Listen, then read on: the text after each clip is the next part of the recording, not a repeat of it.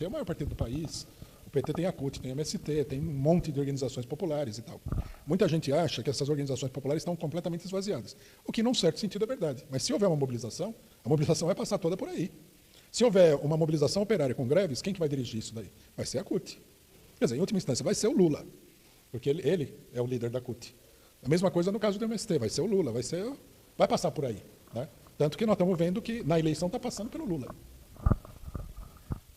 Rui, sobre essa questão da crise, né?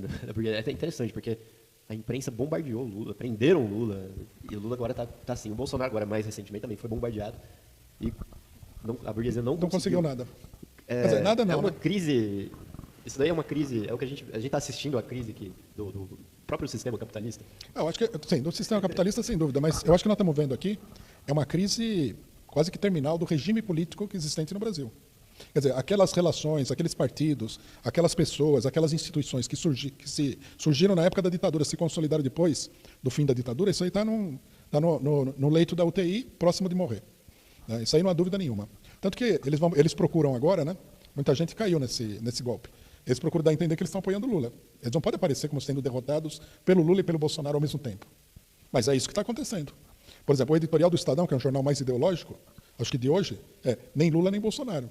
Quer dizer, é um setor que não está na eleição, está sendo derrotado. Se Bolsonaro ganhar, é uma derrota. Se Lula ganhar, é uma derrota. Então é uma crise muito grande do regime político. E, logicamente, uma crise desse tamanho, né, mais dia, menos dia, você vai ter uma mobilização muito grande. Né, porque, em geral, os primeiros sinais de crise, né, de características revolucionárias, vêm de cima, não de baixo. O governo começa a se decompor, a pressão sobre o conjunto da população afrouxa e aí aparece a mobilização. Qual seria, né, a posição do PCO? Bom, aqui tem duas opções, ou lugar no primeiro turno ou ir para o segundo turno, independente de quem foi em primeiro lugar para o segundo turno. Qual que seria o que o PCO deveria fazer a partir de amanhã, no caso? Bom, se o Lula ganhar no primeiro turno, nós vamos lançar uma política que já está esboçada, que já está delineada, né, que é a seguinte: tudo aquilo que o Lula fizer, que for um enfrentamento real com o imperialismo, né, e o grande capital, nós vamos apoiar. Nós vamos estar na linha de frente do apoio para ser mais preciso. E todos aqueles pontos em que ele buscar conciliação, vacilar, etc. e tal, nós vamos procurar empurrar, não o governo, mas os trabalhadores da esquerda, o que vai exercer uma pressão sobre o governo. Diante de uma vitória do Lula, a etapa que se abre é uma etapa de luta política, né, em relação ao que o governo vai fazer.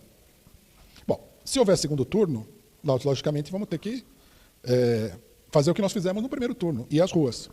Nós temos que lançar uma campanha gigantesca e nós temos que apontar, né, para o PT, para o Lula, que é necessário fazer uma campanha mais política, mais radical, mais popular, que é o que começou a se esboçar no finzinho da eleição agora. Né? Eu acho que os dirigentes do PT perceberam que a situação não era tão tranquila assim, né, apesar das pesquisas. Se a gente comparar o Lula da entrevista na Globo com o Lula do primeiro debate e o Lula do segundo debate, nós vamos ver que há uma evolução à esquerda, principalmente nesse último debate. Né, onde o Lula já foi lá falar do trabalhador, na necessidade do trabalhador, etc. e tal. Alguém fez uma estatística, né, falou que na entrevista da Globo ele citou o nome do Alckmin cerca de 10 vezes. Nesse debate aqui ele não falou o nome do Alckmin nenhuma vez. Quer dizer, já são essas coisas que mostram que a pessoa está percebendo que ela precisa endurecer pelo menos o discurso, digamos assim. Né? Mas eu acho que o Lula vai ter que endurecer mais do que o discurso, acho que vai ter que endurecer a política também.